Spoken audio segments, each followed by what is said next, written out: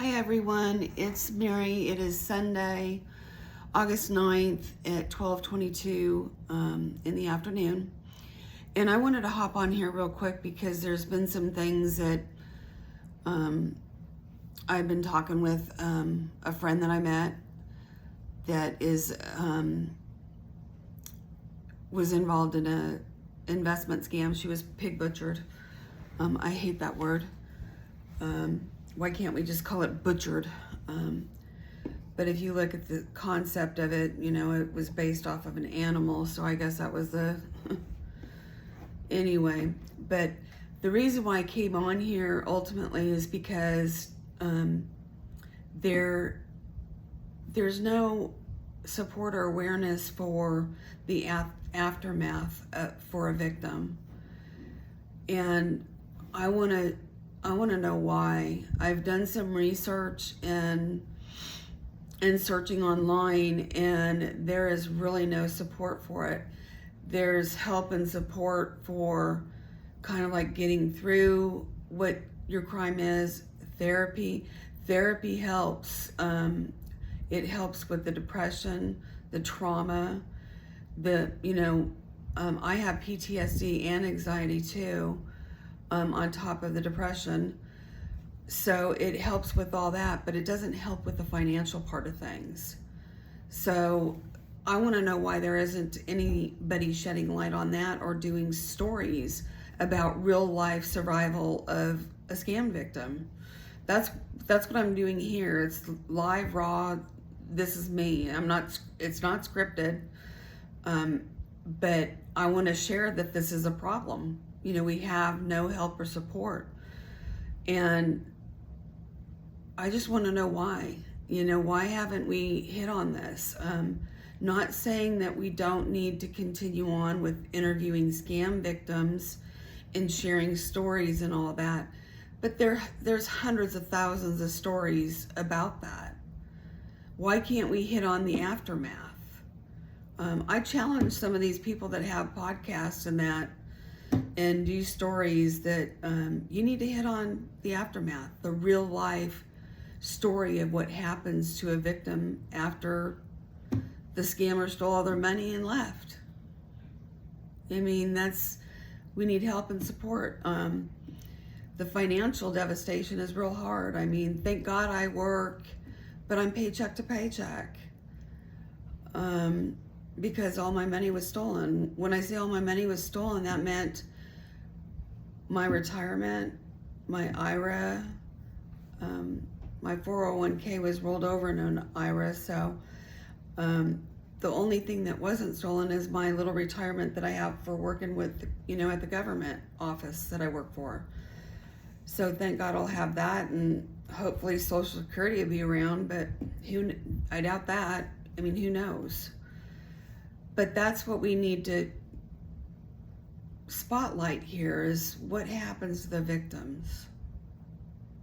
Please somebody, start sharing this and making more awareness of this, and maybe it'll wake people up. Oh my God, I need to not fall for this. I mean, a lot of times it's not a matter of fall. I mean, they work you and mind manipulate you.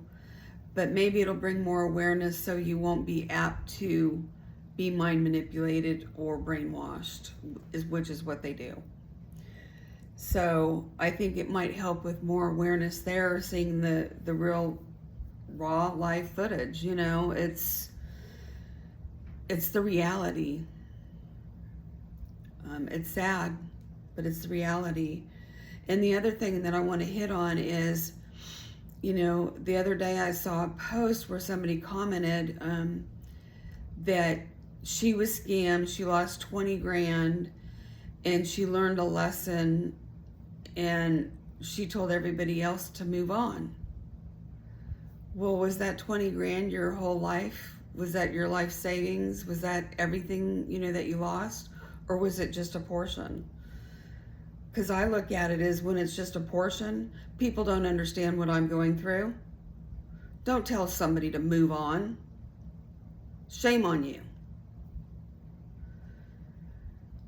And that really gets me angry, and I need to, learn to critique my anger and redirect it, which I've been doing good. I try to reply, professionally to those, but it hurts. It should make other people angry too. It's not a matter of what you or I or anybody lost, but when somebody's lost everything, there is a huge difference. There's a lot. That's why we have suicides. Nobody hits on that, but we don't even really know the real numbers of suicide because people don't come forward, or family members don't come forward and say, hey, my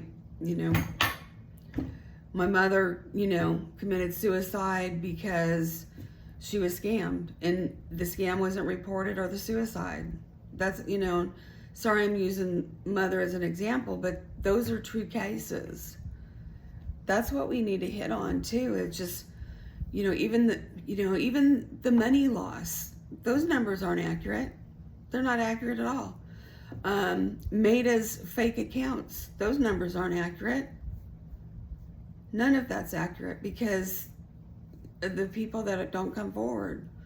And I get why people don't come forward. It is very embarrassing, and that's the thing is, us victims beat ourselves up enough. We don't need to be beat up by others. We don't need to be criticized or told we're certain names. I'm not even going to go there with the names. It's not needed. But that needs to stop. The bullying and shaming, and not just with victims, just in general. People have gotten so hateful behind that damn keyboard. I've asked people, would you say that to their face? No response, crickets. They got, and I'm going to be very blunt, they've got big balls sitting behind the keyboard. But I dare you to say it to my face. So you wouldn't, you wouldn't like the outcome, and people wouldn't say it. I guess they seem, it's like they can do whatever behind that keyboard. And that's sad. We've let big corporate take us over and control us, and they're really on their way, even though you might say, oh no, it's not happening. It's happening, people. That's what social media is all about. Look at what Mark Zuckerberg's done with, Meta. But anyway, my biggest thing was just going over the aftermath here and, the dollar amounts. There's more devastation when you lose everything. And I'm not trying to compare the crimes either. And I think, and it appears that that's the way that law enforcement handles cases. It's like, they won't even really look at the case unless if it's several million and you have a last name that's well known or something. I heard that from even calling an MPI's office. Sorry, my throat's kind of messed up. But was that, they don't have the staff